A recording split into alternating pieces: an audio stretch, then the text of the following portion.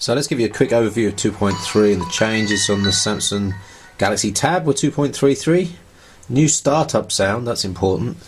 But anyway, I've got a list of stuff that I've noticed over the last 12-15 hours as I've been playing with the device, and let's just go through those. So no real change in startup speed, no noticeable difference there on the boot I just did, and you can see I've already optimized the home screens here for my usage. This is quite interesting because a lot of people moan about upgrades on Android devices. What's happened here is Samsung have used 2.3, and the features that are really in 2.3, a lot of them already appeared in 2.2 for Samsung. For example, their cut and paste feature. Some of the features of 2.3 here have been taken out, like SIP, voice over IP capability. I can't find that anywhere in the system, but there are a couple of changes we need to talk about. First of all, transitions. That is quite important to some, and although this is just UI demos, what is being shown here is, I think, the usage of the new APIs for touch and touch responsiveness, and that actually does appear in some apps I've found as well. And in fact, using some apps that don't use the optimized features for enhancing touch responsiveness show up now. For example, Twitter that I use here, the scroll on that is not very good, but the scroll on the browser is super smooth now. Let's go through other notes I've made.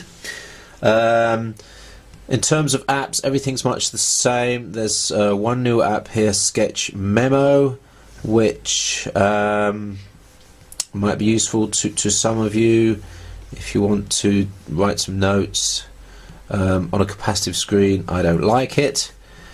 What else have we got? Pretty much the same all the way through. Social Hub appeared in the latest firmware upgrade through Keys anyway on 2.2. Samsung Apps is still there.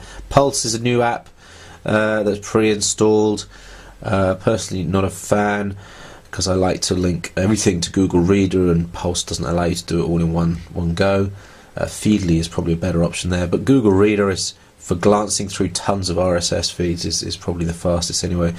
Some redesigned icons, but the apps underneath are pretty much the same. Music Hub, for instance, is the same here in Germany using the 7 Digital service. There's no new wallpapers or themes. Themes was something in 2.3. Themes doesn't appear on this 2.3 implementation. Stability, I did have one crash when I was messing around with what app was it? I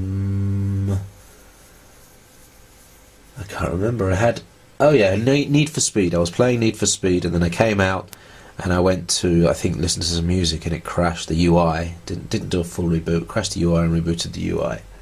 But stability of the Wi-Fi here is much better than it was before. I used to get Wi-Fi dropouts here on my Wi-Fi router here, which is a Linksys WRTG54, the classic. That doesn't occur anymore, so I'm very pleased about that. In terms of web, there's no real massive speed improvements that you'll see. If we go to news and pick a random website, let's take the first one on Google News, and it's a German website. I can show you one or two things on this maybe. Very small amount of checkerboard backfill sometimes. You might have seen that on that, but it's very quick. Transitions seem to be a little bit smoother. As I said, this is one of the apps that's obviously optimized for smoother transitions, and there's the checkerboard thing just appearing as I scrolled at that zoom level. Let's see if I can do that again. Yeah, little tiny little, there it is, checkerboard backfill, but you can hardly notice it. And there it was again. That could be just the CPU issue now, not keeping up with the smoother transitions. I don't know. Text select is as it was before, I believe, in the browser, so that's no problem there. So I didn't notice any real speed improvements in the browser, just some transition improvements. There may be measurable speed improvements, but it's not something you're going to notice at all, really. A couple of modified indicator icons here, the battery icon, Wi-Fi, and GSM signal, or in this case UMTS signal, are slightly different. And when you go to the battery meter now, you get this nice graph that you see in other 2.3 devices, which is really helpful. The only thing I'll say about this is that the per subsystem figures are all incorrect. It only seems to show the Android system correctly. The device idle, cell standby, Wi-Fi display are all showing 2%.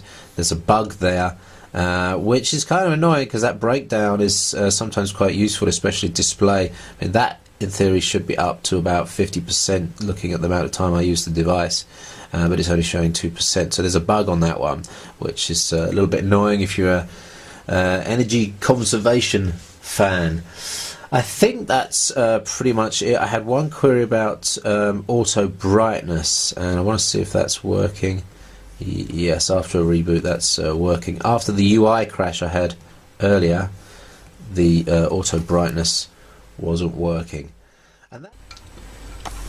So the one thing I think is worth mentioning about the Galaxy Tab and the 2.3 upgrade is sounds pretty petty actually, but it's to do with the music app, and I can't demonstrate it because it requires time and copyright. Galaxy Tab 2.2 owners will know that if you run music in the background and you start using the device heavily, it stutters.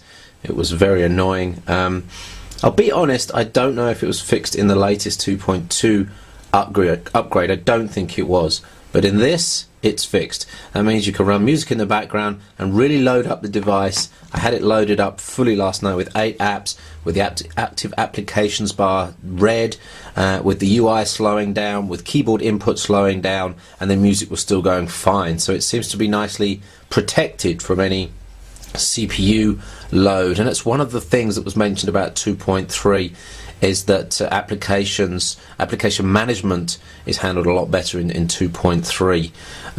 That is also supposed to impact battery life as well, but I haven't seen any major improvements. It's got good battery life anyway. We're up to 6 hours Wi-Fi on in use, which is really fantastic for a device this light.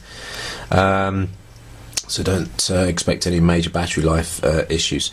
So anyway, 2.33 summary. Good improvements all round. Haven't seen any showstoppers, any issues. I had one UI reboot that I should mention. Hasn't happened since then. I've been using it heavily. Smoother improvements, some improvements all round.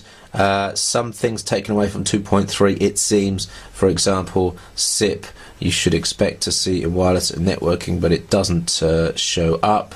So that might be a disappointment to some. But anyway, nice improvement. If you see it on Keys, grab it. I wouldn't bother going the route through side-loading the firmware.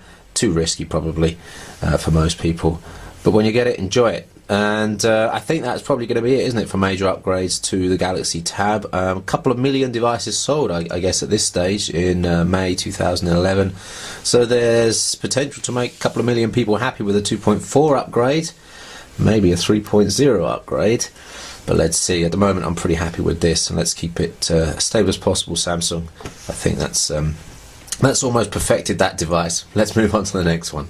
This is Chippy, umpcportal.com, carrypad.com, Galaxy Tab 2.3 upgrade, May 2011. Thanks for watching.